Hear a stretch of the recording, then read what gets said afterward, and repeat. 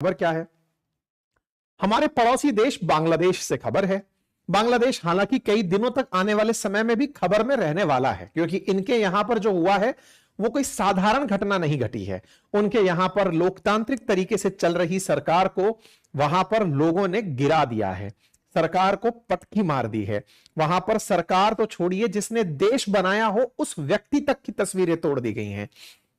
जिसने इनको एक राष्ट्र की पहचान दी हो उसकी मूर्तियां तोड़ी दी जा रही हैं। तो इसका मतलब यहां पर सामान्य तो कुछ भी नहीं है। ऐसे में अभी घटनाएं क्या हो रही हैं वो सुनिए।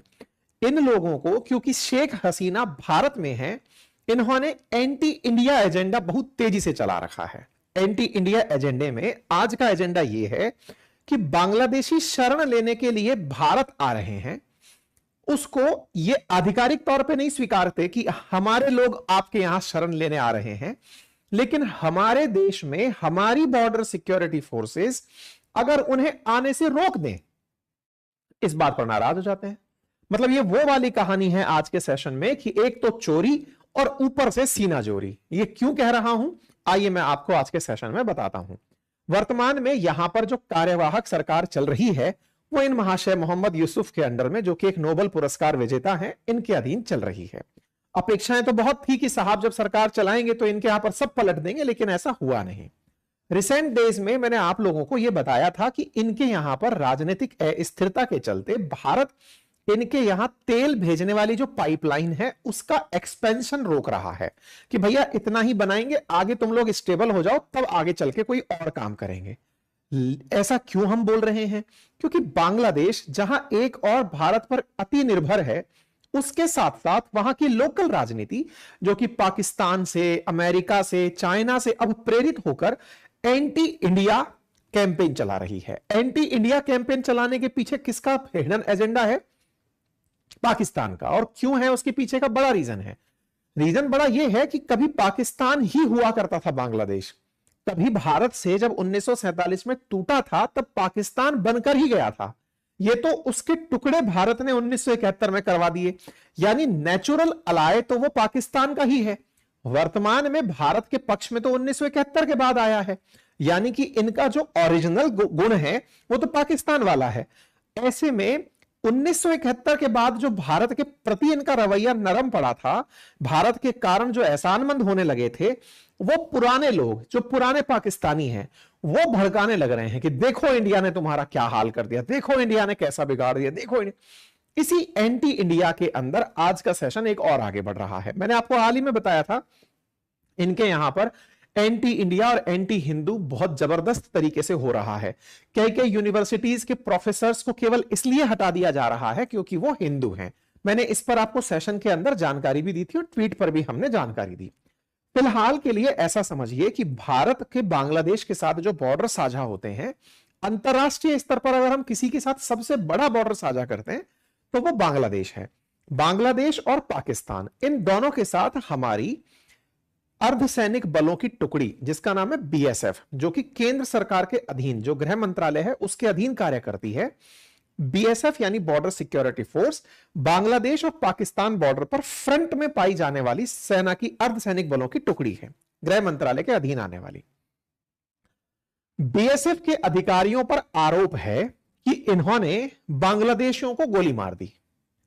अब ऐसे में बीएसएफ ने बांग्लादेश से कहा है, जो बांग्लादेश के अंदर उनकी तरफ का जो बॉर्डर सिक्योरिटी करती है, उनसे कहा है कि देखो भाई, इंडिया में लोगों को मत भेजो, आपके लोग यहां आ रहे हैं, हम ये नहीं है कि आपके लोग आएंगे तो हम चुपचाप बैठ जाएंगे, हम कहेंगे कि नहीं साहब आपका वेलकम है, और हम अगर उन्हें रोकते भी हैं तो तुम्हारे देश के अंदर प्रोटेस्ट शुरू हो जाता है। ये जो खबर आप देख रहे हैं कि बीएसएफ ने बांग्लादेश में जो उनके यहां पर बॉर्डर सिक्योरिटी के लिए बॉर्डर सिक्योरिटी फोर्सेस जो हैं उनसे कहा है कि भैया अपनी तरफ से हमारे यहां लोगों को मत आने दो। अब इस घटना को थोड़ा विस्तार से समझेंगे, लेकिन एक बार बॉर्डर समझते हैं, कहां से यह मुद्दा उठा, इस मुद्दे के अंदर किस तरह से फिर से भारत के खिलाफ एक नैरेटिव बिल्ड होने की तैयारी हुई, सारी बातें डिटेल में समझते हैं। देखो, हम अगर भारत के साथ बॉर्डर साझा करते हुए देश देखें तो उनमें सबसे बड़ा बॉर्डर बांग्लादेश साझा करता है। बांग्लादेश भारत से 4096.7 किलोमीटर का बॉर्डर शेयर करता है। इसके बाद नंबर 2 पर चाइना, पाकिस्तान, नेपाल, म्यांमार ऐसे आता है। ठीक है, अब बांग्लादेश को भी अगर ध्यान से देखें तो बांग्लादेश के साथ भारत के कौन कौन से राज्य बॉर्डर साझा करते हैं वो देखें आप। तो एक तरफ आपको दिखाई दे रहा है वेस्ट बंगाल, यानी कि भारत सबसे बड़ा बॉर्डर किसके साथ साझा करता है, तो बांग्लादेश के साथ। बांग्लादेश के साथ भारत का कौन सा राज्य सबसे बड़ा बॉर्डर साझा करता है, तो वो है वेस्ट बंगाल। वेस्ट बंगाल के बाद में अगर देखें तो आप आसाम, मेघालय, त्रिपुरा एंड मिजोरम, ये आपको प्रमुख राज्य बॉर्डर साझा करते दिखते हैं। अर्थात इनमें जो सबसे बड़ा बॉर्डर है वो बांग्लादेश के साथ पश्चिम बंगाल साझा करता है। ठीक है, कितना साझा करता है, तो देखो पश्चिम बंगाल 2217 किलोमीटर लंबा बॉर्डर साझा करता है। बाकी अन्य राज्य भी जैसे मेघालय, मिजोरम, त्रिपुरा, आसाम साझा करते हैं। आज की चर्चा थोड़ी बहुत त्रिपुरा से जुड़ी हुई है। कैसे, देखो आपको यह पता है कि बांग्लादेश में जब प्रोटेस्ट हुए, सरकार को गिरा दिया उपद्रवी छात्रों के द्वारा, उपद्रवी अपोजिशन के द्वारा। इनके यहां पर जो भारत के साथ संधि के समय के जो भी प्रमाण थे उनको तोड़ दिया गया। इनके यहां पर जिस प्रकार के प्रोटेस्ट हुए उनमें एक और चीज निकल कर आई, और वो ये कि भारत ने शेख हसीना को अपने यहां शरण दी। भारत लगातार शेख हसीना के समर्थन से सरकार चला रहा था। ऐसे में बांग्लादेश में एंटी हिंदू सेंटीमेंट उत्पन्न हो जाता है, जिसके चलते हिंदू एकत्रित होकर प्रदर्शन करने को मजबूर होते हैं कि हमारी हिफाजत के लिए हमें ही सड़कों पर आना पड़ेगा। यह हमने कई बार आपके सामने सेशन किया है। हिंदू मंदिरों को टारगेट किया गया, हिंदू बाजारों को टारगेट किया गया, हिंदू युवक युवतियां जो नौकरी कर रहे थे किसी संस्थान में उन्हें टारगेट किया गया। बांग्लादेश के अंदर हिंदुओं के खिलाफ एक माहौल बन गया। खैर, यहां पर जिस तरह से हिंदुओं के साथ साथ जो इनकी पार्टी थी, शेख हसीना की पार्टी आवामी लीग, उनके खिलाफ भी प्रदर्शन था। ऐसे में बांग्लादेश में जो राजनीतिक अस्थिरता बनी, लोग पलायन करके बॉर्डर क्रॉस करके भारत की तलाश में आने लगे। इनमें से भारत के साथ में जो त्रिपुरा बॉर्डर है ये सुर्खियों में है। कैसे, इधर देखिए, ये वाला आपको बॉर्डर दिखाई दे रहा है। पहले ऐसे समझिए कि भारत बांग्लादेश के बीच में जो बॉर्डर है वो इस तरह की फेंसिंग से सेपरेट हो रखे हैं। बॉर्डर सिक्योरिटी फोर्सेस इस तरह से खड़ी हैं। 4000 किलोमीटर से ऊपर का रास्ता है, तो इतनी बड़ी एरिया पर फोर्सेस का खड़ा करना, मचान लगाना, साथ में यहां के बॉर्डर्स पर कई जगह नदियां हैं, 50 से अधिक नदियां भारत और बांग्लादेश के बीच में कॉमन नदियां हैं। ऐसे में यहां का जो भाई पानी का भी बहुत ज्यादा यहां पर वो रहता है, क्योंकि यहां पर बंगाल की खाड़ी वाली जो शाखा है वो साउथ वेस्ट मानसून की आती है, तो बारिश भी बहुत होती है। ऐसे में यहां का जो बॉर्डर है आइदर वो फेंसिंग किया हुआ है या फिर पिलर्स लगाया हुआ है कि भाई इस तरफ पिलर से इधर आप और इधर से इधर हम हैं। अगर आपको बॉर्डर समझ में आ रहा है तो ऐसा ही एक बॉर्डर आपके सामने यहां है। इसे आप गौर से देखें। इस बॉर्डर की फेंसिंग से अब कैमरे के पार दूसरी तरफ देखें। संभवतया आपको यहां पर खड़ी हुई जगह पर बहुत बड़ी आबादी में लोग दिखाई दे जाएंगे। अब यह कैमरा जूम हो रहा है, ये रहे लोग खड़े हुए। ये बांग्लादेश की तरफ की साइड है। ये न्यूज आज से 1 महीने पुरानी हम क्यों दिखा रहे हैं, सो दैट आपको यह समझ में आए कि किस तरह से बांग्लादेशी बांग्लादेश छोड़कर भारत में आने के लिए इतनी बड़ी संख्या में यहां खड़े हुए हैं। बीएसएफ के जवानों के द्वारा इन्हें 0 पॉइंट पर रोका गया। सामान्यतया 0 पॉइंट वो जगह है जहां पर दोनों बॉर्डर एक दूसरे के साथ वार्ता करते हैं, ट्रेड करते हैं, मीटिंग्स होती हैं। यहां पर इन्हें रोका गया। ये आप जो विजुअल्स देख रहे हैं ये वेस्ट बंगाल के विजुअल्स हैं। ऐसे विजुअल त्रिपुरा, मेघालय, जहां जहां बॉर्डर साझा होते हैं वहां पर आसानी से देखे जा सकते हैं। तो अब आप सोचें, ये लोग आने का प्रयास कर रहे हैं, इन लोगों के आने को बीएसएफ के जवान रोक रहे हैं कि भैया आप हमारे देश में ना आए। इसका एक प्रॉपर तरीका होता है। आपकी सरकार से हम बात करेंगे आपकी हिफाजत के लिए कि आप वहीं रहें। ठीक है,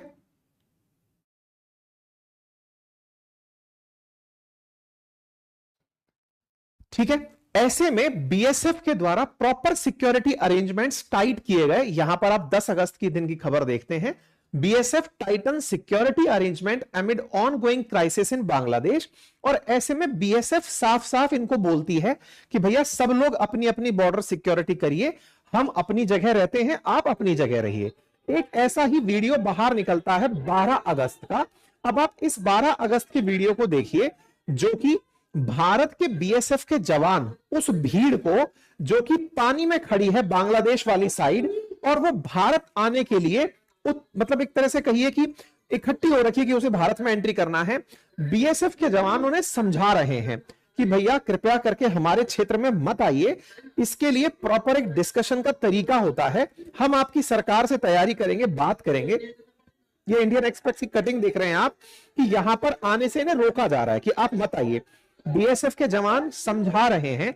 ये 12 अगस्त, मैं आपको ये वीडियो क्यों दिखा रहा हूं, ताकि आप इस बात से यह समझें कि भारत में आने के लिए बांग्लादेशियों का क्या हाल है, किस तरह से भीड़ में इकट्ठे होकर के, इवन ये जो सामने भीड़ खड़ी है ये पानी में खड़ी हुई है, क्योंकि इस बॉर्डर पर नदी है, उस नदी के बीच में खड़े हुए हैं कि बस हमें एक बार एंट्री मिल जाए, हम ये फेंसिंग क्रॉस करके दूसरी तरफ चले जाएं। इतनी ज्यादा यहां पर अस्थिरता का माहौल है। ठीक है, मतलब ये भीड़ देख करके आपको अब इसको ऐसे समझिए कि अगर कोई जबरन आपके क्षेत्र में घुस रहा है तो इसे आप कैसे रोकेंगे। आपको प्यार से समझाने का तरीका दिख रहा है। यहां सेना के बीएसएफ के जवान जो है वो माइक से समझा रहे हैं कि भैया अलाउ नहीं है ऐसे आना, प्यार से समझा रहे हैं, यानी उनके साथ कोई दुश्मनी नहीं निभाई जा रही।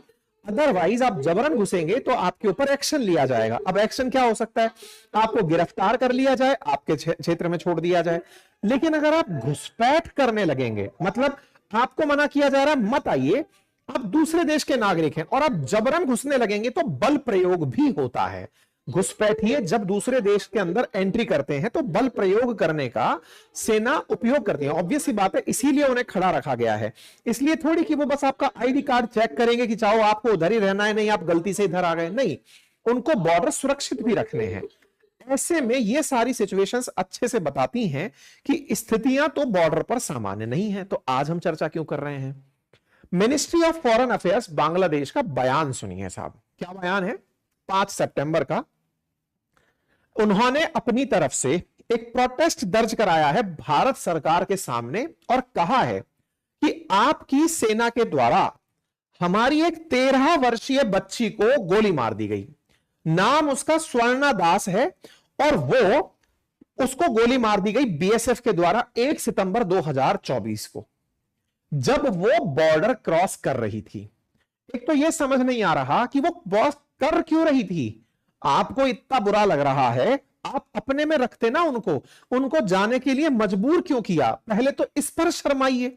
लेकिन इनके यहां पर किस तरह का माहौल है, किस तरह से ये लोग सरकार मतलब सरक चुके हैं दिमाग से कि ना केवल इनकी मिनिस्ट्री इस बात को कर रही है, यहां का सोशल मीडिया पर बैठी हुई जो बांग्लादेशी आबादी है वो एंटी इंडिया हो गई है इस बात से कि हमें गोली मार दी। तो क्या तुम्हारा इंडिया में जाना जन्मसिद्ध अधिकार है क्या? इस बात पर इतनी नाराजगी हो रही है।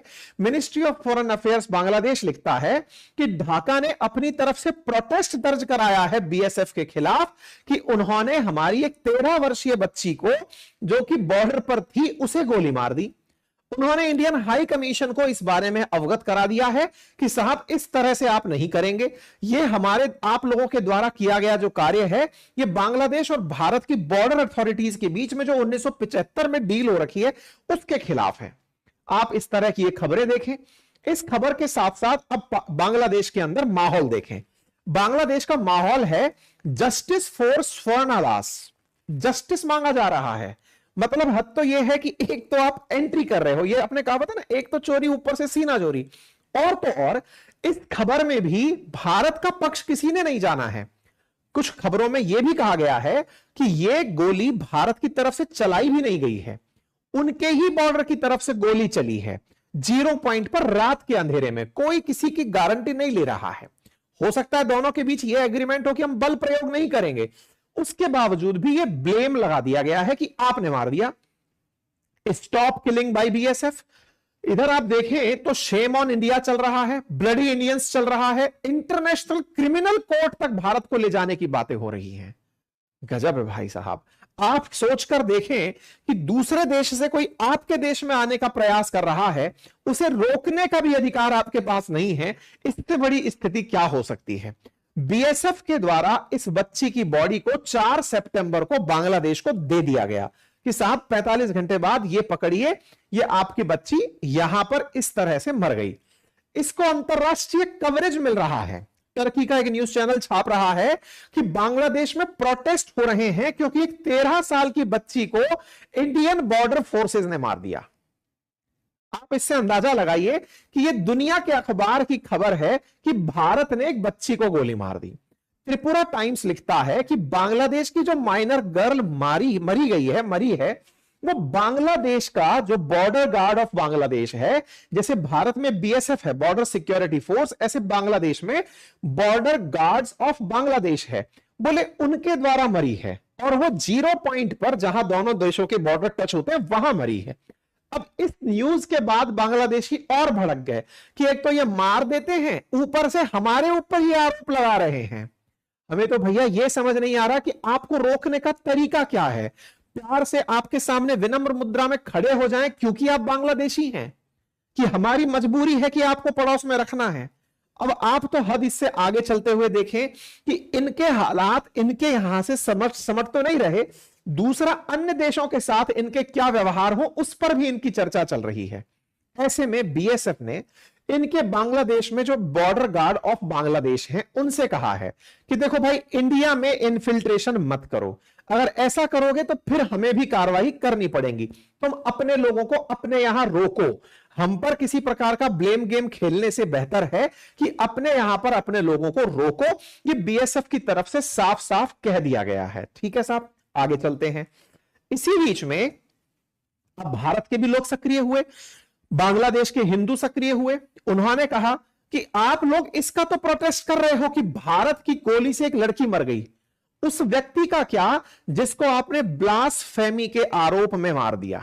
बांग्लादेश के अंदर हाल ही में 6 सितंबर को एक न्यूज निकलकर आती है और वो क्या है, एक लड़का है जो हिंदू है, उसे बांग्लादेश के अंदर ब्लास्फेमी के आरोप में मार दिया जाता है। ब्लास्फेमी बोले तो इसने ईश निंदा की थी, नाम इसका उत्सव मंडल है। मार क्यों दिया गया? क्योंकि यह हिंदू है और इसने इस्लाम के खिलाफ टिप्पणी की। भीड़ ने बांग्लादेश, जो कि एक इस्लामिक कंट्री है, जो ऑफिशियली इस्लाम को मानती है, भारत की तरह नहीं, जहां भारत ने साफ कह रखा है कि हमारे यहां सर्वधर्म संभाव है, उनके यहां पर वो धर्म है और ऐसे में धर्म राष्ट्र का धर्म है और एक अन्य व्यक्ति के द्वारा इस तरह से ईश निंदा का कार्य किया गया तो उसे मार दिया जाता है। इसीलिए बांग्लादेश के अंदर बांग्लादेशी हिंदुओं को बचाने की मांग और प्रबल हो जाती है। यहां पर आप खबर देखते हैं कि बांग्लादेश के अंदर यह बात जब निकल कर आती है तो मोहम्मद यूनुस बाहर आते हैं और कहते हैं कि यह बात जबरदस्ती इंडिया द्वारा एग्जरेट की जा रही है, यानी बढ़ा चढ़ाकर बताई जा रही है कि यह एक घटना है, इसको इतना बड़ा ना बनाया जाए। आप खबर देखें, अंतरराष्ट्रीय खबर बनती है, Hindu boy hacked to death in Bangladesh police station over blasphemy post. उस व्यक्ति के द्वारा कोई ईश निंदा का कोई पोस्ट किया गया, भीड़ ने पुलिस स्टेशन में उसे मार दिया, लेकिन इसे भी बढ़ा चढ़ाकर कहा जा रहा है। मतलब तुम्हारा एक इन्फिल्ट्रेटर भारत के बॉर्डर में एंट्री कर रहा है, उसे हमने अपनी सुरक्षा में, अगर गोली चल भी गई है उस पर तो तुम्हारी खबर अंतरराष्ट्रीय खबर है, और हमारा अपनी तरफ से यह कह देना कि तुम्हारे देश में हिंदुओं की किलिंग हो रही है, उसके लिए कह रहे हो कि यार बढ़ा चढ़ा के बता रहे हो। तुम्हारे पुलिस स्टेशन में हो जा रहा है, तुम अपनी तो रखवाली कर नहीं पा रहे हो, और इस पर प्रतिक्रिया तो आप इधर देखें, death Bangladesh over blasphemy post, Mohammad Yunus ने कहा कि यह बढ़ा चढ़ाकर बताई गई बात है।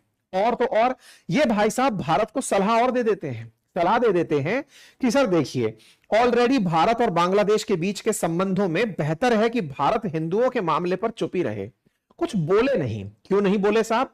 क्योंकि ऑलरेडी शेख हसीना आपके पास है।